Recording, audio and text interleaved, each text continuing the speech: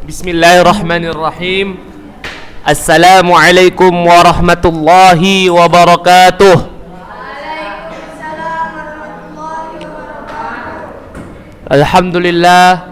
Alhamdulillahi ala Rabbul alamin. Wassalatu wassalamu ala rasulillah wa ala alihi wa sahbihi wa man tabi'ahu bi ihsanin ila yaumiddin. Asyhadu an la ilaha illallah wahdahu la syarika lah wa asyhadu anna Muhammadan abduhu wa rasuluh alladzi la nabiyya ba'dah. Allahumma inni as'aluka ilman nafi'an wa rizqan tayyiban wa amalan mutaqabbalan. Allahumma anfa'na bima 'allamtana wa 'allimna ma yanfa'una wa zidna ilman. Kaifa halukum jami'an? Alhamdulillah. Baik ya, hari ini kita lanjut pelajaran fiqih. Ya, fiqih kita sudah masuk sifat sholat Nabi. Ya, ayo kita ulangi sifat sholat Nabi dari 1 sampai yang ketiga yang udah kita bahas. Sifat sholat Nabi sallallahu alaihi wasallam. Sifat sholat Nabi sallallahu alaihi wasallam. 1 bersuci, 2 sutrah, 3 meluruskan shaf. Ya, ini sudah kita bahas ya, bahwasanya gimana sutroh ya udah Ustaz contohkan, meluruskan shaf udah Ustaz kasih tahu juga panjang lebar. Sekarang kita masuk ke yang keempat. Yang keempat, berdiri dan niat di dalam hati. Kemudian ia menghadapkan seluruh badannya ke kiblat.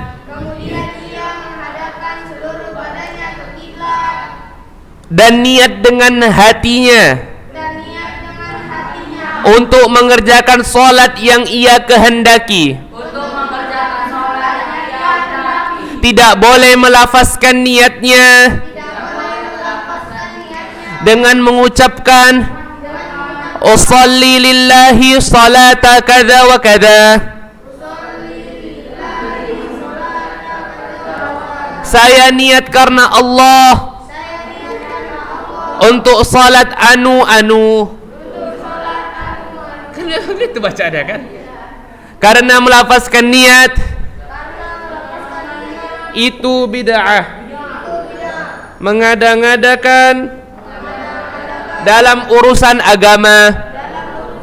Nah, ini kita bahas sedikit ya tentang berdiri dan niat. Perhatikan. Yang pertama ya, ini kita anggaplah ke sana, di sana lagi Pak ya. Lihat Ustaz semua, ya. Berdiri menghadap kiblat artinya seluruh badan kita menghadap kiblat, termasuk kaki. Ini sering kesalahannya. Lihat kaki saya, Nasrul Khalil. Ya, jadi kaki ini harus lurus. Jangan itu seperti ini. Ini tidak menghadap ke kiblat. Ini kesalahannya. Nah, kalau itu berdiri kayak gini, kaki kita tidak menghadap kiblat. Sementara perintah Nabi Sallallahu Alaihi Wasallam, seluruh badan kita wajib menghadap kiblat, unjuk jempol kita menghadap kiblat, ya, seperti itu ya. Jadi semua menghadap kiblat, termasuk ujung jempol kaki, dan termasuk kesalahan ya. Sholat tuh kakinya seperti ini nggak menghadap kiblat, kanan kiri. Ya, jadi yang benar itu adalah lurus. Ini lurus menghadap kiblat, ini lurus menghadap kiblat. Sehingga ketika merapatkan shaf mudah, ya. Misalnya contoh kaki teman kan. Tapi kalau antum gini kemana mau merapatkannya? Susah ya. Seperti itu dia. Siapa lagi nih? Ya, yang kedua niat. Ya, niat itu cukup di dalam hati kita. Jadi ketika kita hendak sholat, kita tidak perlu mengatakan usolli kada wa kada, ya, seperti ini dan seperti itu. Kenapa ya Ustaz? Karena tidak ada contohnya dari Nabi Sallallahu Alaihi Wasallam. Ya, jadi Ustaz, kalau diomongkan seperti ini dan seperti itu tidak ada contohnya. Dalam masalah ibadah kita tidak boleh membuat hal-hal yang baru. Itu yang perlu kita pahami. Dan yang kedua, jika sesuatu itu diucapkan itu namanya ikrar, bukan niat. Ya, syahadat itu apa? Ikrar. Asyhadu an la ilaha illallah wa asyhadu anna Muhammadan abduhu wa rasuluh. Atau asyhadu anna Muhammadan Rasulullah. Seperti itu kan? Itu namanya ikrar. Kalau niat semua tetap di hati. Seperti itu dia.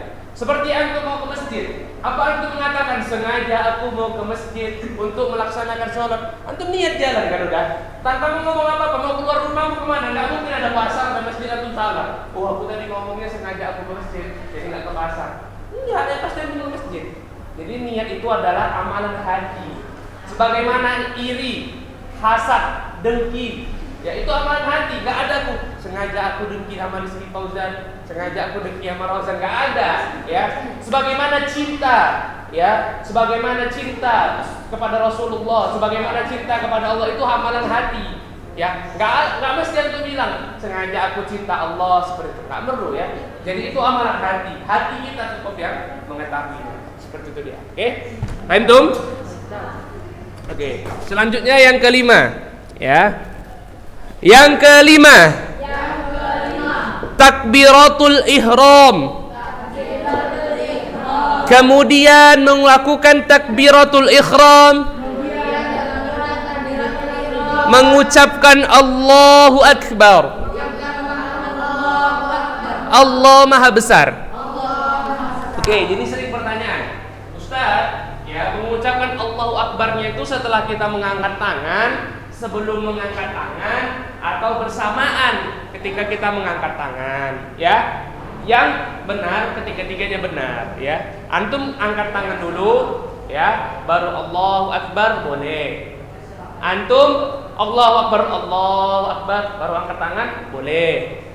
Baru antum sekaligus pun Allahu Akbar boleh, ya. Jadi ketiga-tiganya diperbolehkan, ya. Jadi sebelum boleh, jangan sudah amin baru Allahu Akbar, enggak, itu salah ya. Ini kalau sebelum boleh, sesudah boleh atau bersamaan. Tapi yang lebih afdal itu ya bersamaan. Allahu Akbar, seperti itu ya. Kenapa dikatakan takbiratul ihram? Ihram itu kan sesuatu yang haram. Artinya ketika kita takbir, ya, takbir itu adalah mengharamkan semuanya. Maksudnya apa, Ustaz?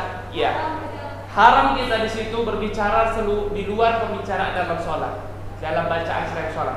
Haram kita melakukan hal-hal yang membatalkan sholat. Seperti apa? Terlalu banyak gerak dengan sengaja tanpa ada kebutuhan. Ingat ya, terlalu banyak gerak tanpa ada kebutuhan. Kalau tadi Anda katakan kemarin boleh bergerak misalnya ngapain, ada kebutuhan boleh. Nah, tapi kalau Anda terlalu banyak gerak, ya kan, kawan Anda ketawa-ketawa, nah ini nggak boleh ya. Ya, mengganggu teman sebelah di masjid kan anak saya. Nah, ini nggak boleh ya. Ini bisa membatalkan sholat. Nah, seperti itu dia. Ya. Oke, kita baca lagi ya. Kedua tangan diangkat dengan merapatkan jari jemari dan dibentangkan, tidak mengepal. Kedua telapak tangannya dihadapkan ke kiblat dan diangkat setinggi bahu atau sejajar dengan daun telinga. Oke, jadi seperti ini ya. Perhatikan, Khalil, Nasrul. Jadi ketika antum takbir, lihat ke saya dulu sebentar, ya. Kita banyak kaum muslim itu seperti ini ya. Ini nggak ngadep kiblat. Allah Akbar, ini salah ya nak. Nah, yang benar itu ini bagian apa namanya? Putih telapak tangan. Ya, ini seperti ini, menghadap ke kiblat. Jadi semua menghadap ke kiblat. Nggak ada istilah nggak menghadap ke kiblat, ya. Ininya menghadap ke kiblat. Dua posisinya, ya. Yang pertama sejajar bahu. Jadi cukup seperti ini, nggak perlu gini ya. Untuk bonjok. Wah, dia lebar kali enggak. Sejajar bahu. Nah, maksudnya sejajar bahu itu seperti ini, ya. Atau sejajar telinga seperti ini. Jadi antum boleh Allahu Akbar, ya, atau Allahu Akbar. Jadi dua ini ya. Bukan ini. Allah, nggak ada ya. Atau Allah segini, nggak ada juga segini. Nah, nggak ada ya. Atau antum terlalu lebar gitu. Allah sampai sebenarnya kena Allah buka kena gitu. Allah nggak ada ya. Yang benar itu dua, bahu sama telinga. Dan ingat tangannya telapak apa nih? Telapak tangannya ngadep ke kiblat. Kalau gini nggak ngadep ke kiblat itu ya. Allah Akbar. Itu untuk mau nari tortor gitu ya. Allah Akbar, Allah. Ya, seperti itu dia ya. Oke. Selanjutnya kita baca lagi. Nabi sallallahu alaihi wasallam mengeraskan bacaan takbiratul ihram hingga didengar oleh orang yang berada di belakangnya. Nah, ini Ustaz katakan tadi. Beliau terkadang mengangkat tangannya bersamaan dengan ucapan takbiratul ihram. Terkadang pula setelahnya dan kadang sebelumnya.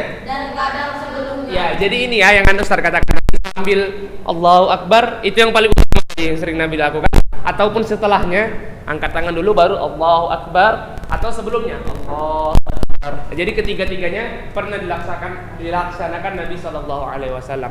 Jika beliau menjadi imam, maka orang yang makmum di belakang beliau mengikuti takbirnya dan mengucapkan Allahu Akbar.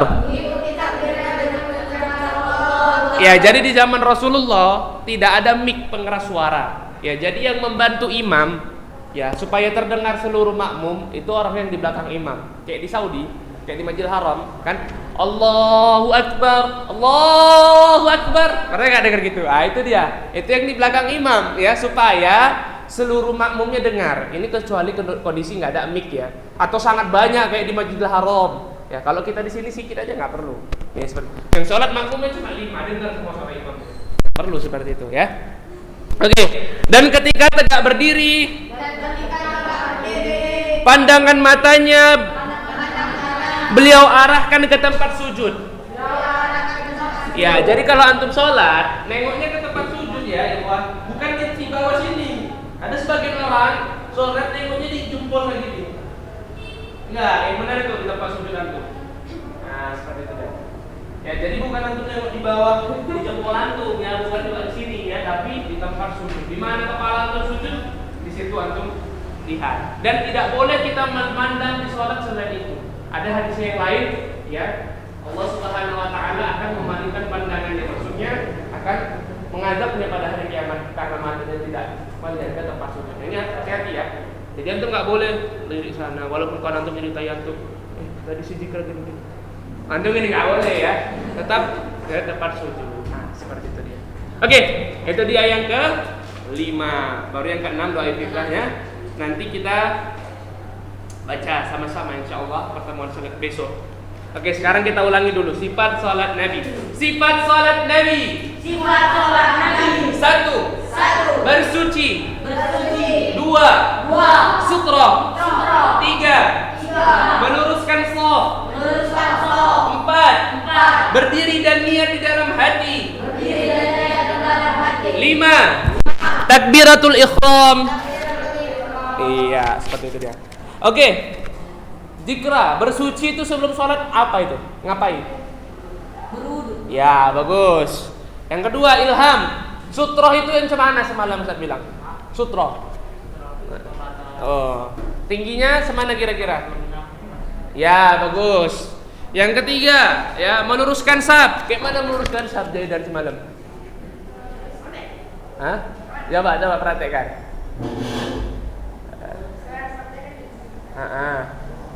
Ingat ya, posisi berdiri kaki kita ya itu sejajar bahu dengan Ustaz. Tengok ini Ustaz, sejajar bahu.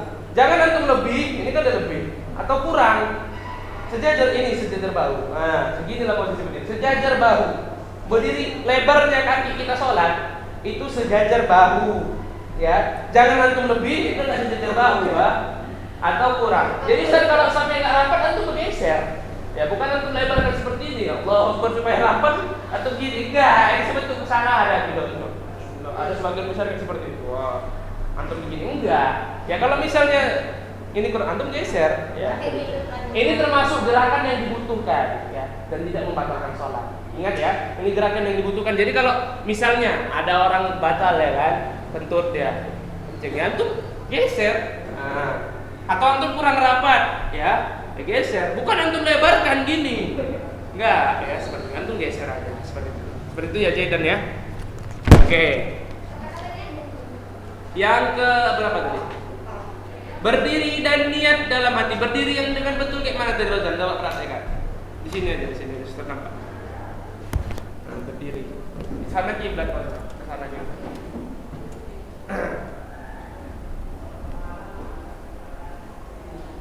Sejajar bahu. Fauzan. Jangan merek, gini lurus Fauzan. Kayak gitu. Oke, bagus ya. Jadi segitulah kira-kira posisi pas sholat. Yang kelima takbiratul ihram, kapan mengucapkan takbirnya? Sebelum takbir bersamaan bismillah. Iya, bagus. Itu ya. Itulah dia pelajaran kita. Jadi nanti intinya di praktek akan kita adakan praktek setelah seperti ngambil wudhu ya. Tapi nanti setelah sampai salam. Nanti kita sholat subuh aja prakteknya dua rakaat atau sholat sunnah 2 rakaat ya. Satu-satu ya. Hah? Di masjid lah kita prakteknya. Oke ya, kita tutup dengan doa kafatul majelis. Subhanaka Allahumma wa bihamdika asyhadu an la ilaha illa anta astaghfiruka wa atubu ilaih. Assalamualaikum warahmatullahi wabarakatuh.